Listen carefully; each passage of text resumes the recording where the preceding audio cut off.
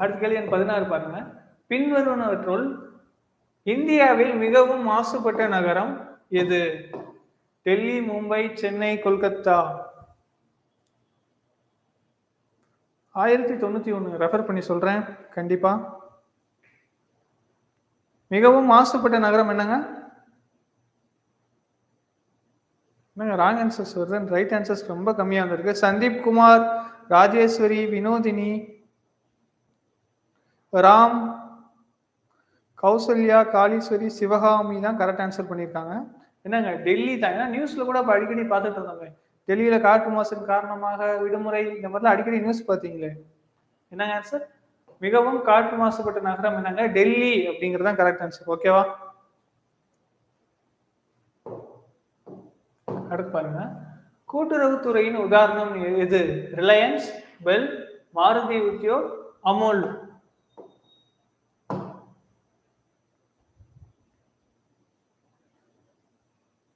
Okay,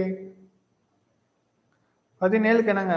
Riya, Ajay, Vinitha, Gautham, Pradeep, Vinodhini, Muniyappan. என்னங்க அமுல் அப்படிங்கறதான் கூட்டுறவுத்துறைக்கு உதாரணம். அமுல்னா என்னங்க?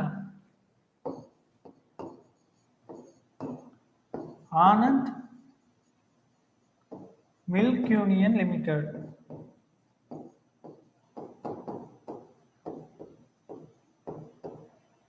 ஆனந்த் மில்க் யூனியன் லிமிடெட் அப்படிங்கிறதா அமுலுக்கான நிறுவனம். இது ஒரு கூட்டுறவு நிறுவனம். யாருங்க அதுக்கு காரணமானவர்? யாருங்க? வர்கீஸ் குரியன் தான் இந்த நிறுவனத்துக்கான ஒரு விதை போட்டவர் அப்படின்னு சொல்லலாம். ஆனந்த்பூர் அப்படிங்கிற ஊர்ல இருக்கக்கூடிய விவசாயிகள் சேர்ந்து ஆரம்பிச்சதுதான் இந்த Anand milk union லிமிடெட்ங்கிற Amul.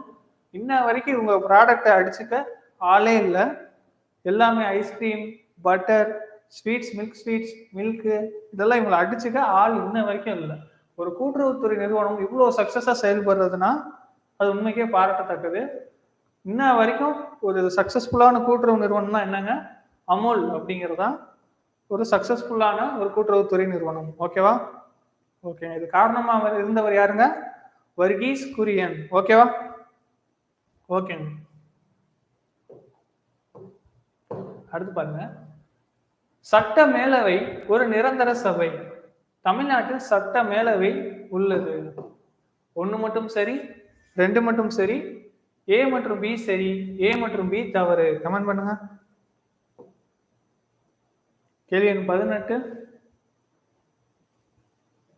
Okay, Riya, Muniyappan, Kaliswari, Palani, Ajay correct answer பண்ணிருக்காங்க. ஆப்ஷன் ஏ தான் கரெக்ட். சட்ட மேலவை ஒரு நிரந்தர சபை. தமிழ்நாட்டில் சட்ட மேலவை கிடையாது. ஏங்க 1986ல எம்ஜிஆர் அவர்கள் சட்ட மேலவை கலைச்சிருவாரு. என்ன ஆர்டிகிள் பிரகாரங்க? ஆர்டிகிள் 169. ஒரு சட்ட மேலவை உருவாக்கவோ நீக்கவோ செய்யக்கூடிய ஆர்டிகிள் என்னங்க? 169ங்கிற ஆர்டிகிளை யூஸ் பண்ணி 1986ல முன்னாள் தமிழக முதல்வர் எம்ஜி ராமச்சந்திரன் அவர்கள் சட்ட மேலவை நீக்கிட்டாருங்கிறது குறிப்பிடத்தக்கது. ஆனா அது ஒரு நிரந்தர அவை. Okay okay. இப்ப சட்ட மேலவை எங்கெங்க இருக்குங்க? ஆந்திரா, பீகார், மகாராஷ்டிரா, கர்நாடகா, உத்தரப்பிரதேஷ், தெலுங்கானா. இந்த மாநிலங்கள்ல மட்டும்தான் இப்போதைக்கு சட்ட மேலவை இருக்கு. என்னென்னங்க? ஆந்திரா, பீகார், மகாராஷ்டிரா, கர்நாடகா, உத்தரப்பிரதேஷ், தெலுங்கானா. ஓகேவா? கிளியராங்க? Okay okay. சட்ட மேலவை நிரந்தர அவை. தமிழ்நாட்டில் சட்ட மேலவை இல்லை. 1986 அன்றைய தமிழக முதல்வர் எம்ஜி ராமச்சந்திரன் அவர்களால் கலைக்கப்பட்டது. எந்த சரத்தின்படி?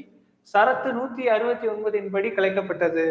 தற்போது 6 மாநிலங்களில் சட்ட மேலவை உள்ளது. என்னென்ன? ஆந்திரா, பீகார், மகாராஷ்டிரா, கர்நாடகா, உத்தரப்பிரதேஷ், தெலுங்கானா.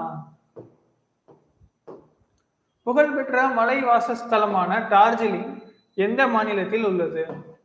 கமெண்ட் பண்ணுங்க. டார்ஜிலிங் எந்த மாநிலத்தில் அமைந்துள்ளது? ஓகே, கரெக்ட் ஆன்சர்ஸ் பார்ப்போம். வினோதினி, காளீஸ்வரி, பழனி, கௌதம், வினிதா,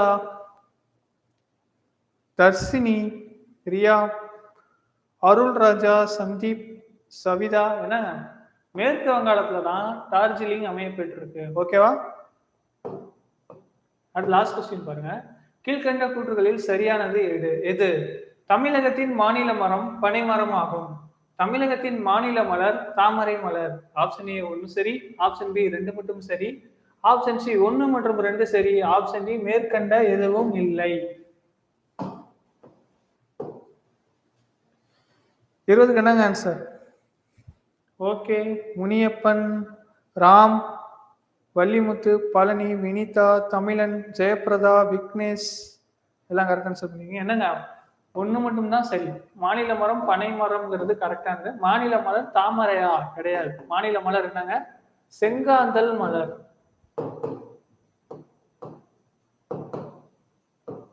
ஓகேங்களா? கிளியரா?